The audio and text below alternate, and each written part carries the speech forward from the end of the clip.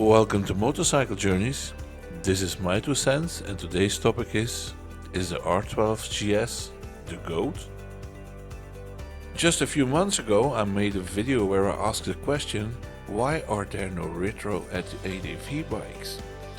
And just forward a month or five and BMW launches the R12GS, a retro ADV bike. You could say my prayers have been answered.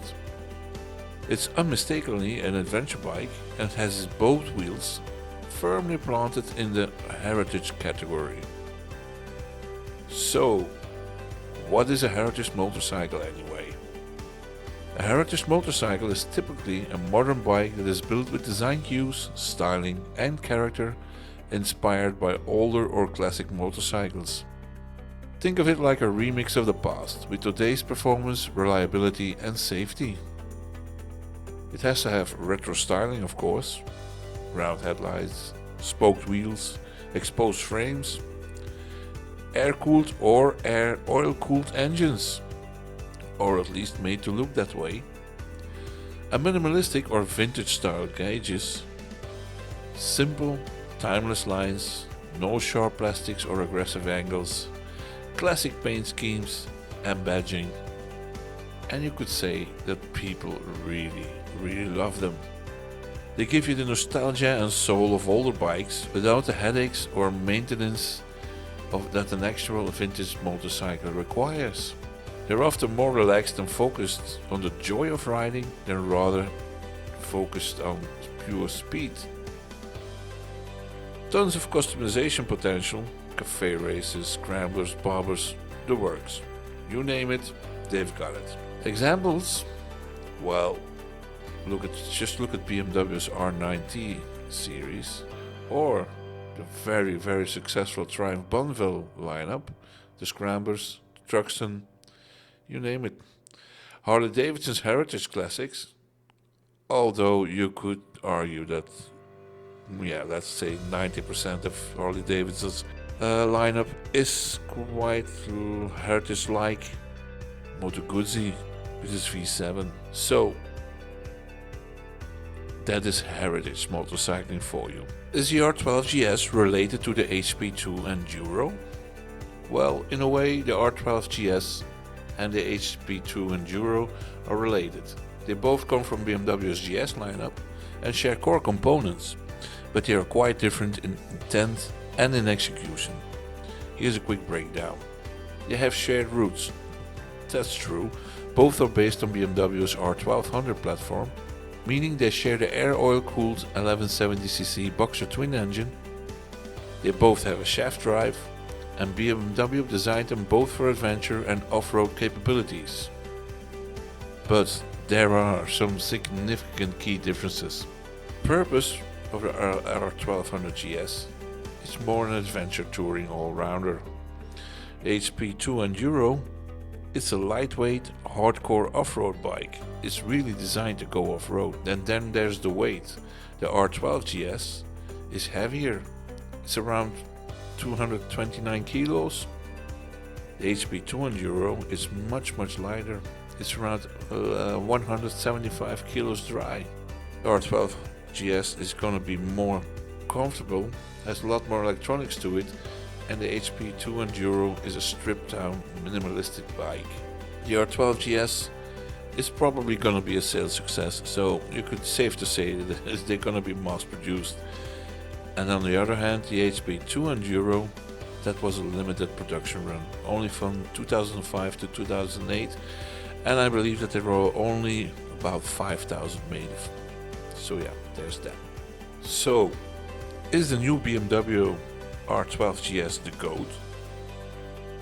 Well, I don't have a crystal ball, but it probably will be. The new BMW R12GS, well, it has a retro style, but modern performance. BMW nailed the throwback aesthetic with the R12GS, drawing from its classic Boxer heritage, but packed it with modern tech like rider modes, traction control and ABS. You get that vintage cool without sacrificing performance or safety. Second of all, it has a Boxer engine legacy. It runs the tried and true air oil cooled 1170 boxer engine. You won't get any closer to the 1980s air cooled boxer twin. It's known for its reliability, torque heavy delivery and unmistakable rumble. It's a nod to the GS legacy, but refined for today.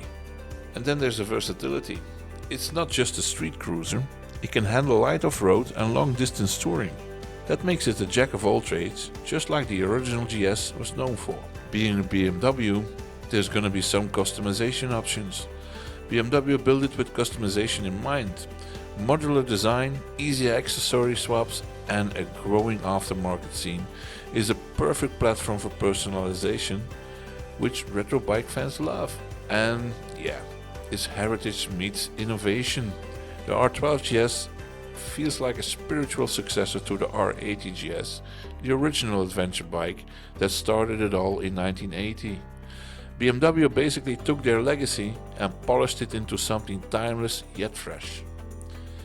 If you're into bikes that look badass, ride like a dream and have a soul, it's easy to see why people are calling the R12GS the GO.A.T. So, do I think it is a GO.A.T? It's early to say, but I talked to the dealer. It's not gonna be a small bike, it's gonna be a proper, full-sized adventure bike. It's gonna be at least as big as the F900, which is no small bike by any means. So I think, yeah, it has the off-road capabilities and it's a proper all-rounder. What is there not to love? I think if it's as beautiful as the pictures, I think I'm looking at my next bike. It's safe to say that the reception of the R12GS online was phenomenal. It was very, very positive. Will it make it a sales success? Well, that depends. The R18, the cruiser lineup from BMW, was also received very, very positive. But cruisers, that's just not the BMW target audience. BMW rider, he likes his GS's. Naked bikes, maybe something faster.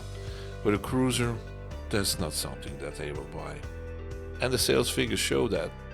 The R12GS, on the other hand, the reception was very positive, and I believe that a lot of BMW riders would just love to get their hands on that. It has the performance of a BMW, it has the finish of a BMW, it has the build quality of a BMW, and it probably will have the price tag of a BMW, but let's face it, it's a thing of beauty, it's a capable thing of beauty, and Jesus, I won't mind buying something like this. I would hurt myself to buy something like this. So, what do you think? Let me know in the comments below. Don't be shy, just let me know, and I'll see you guys down the road.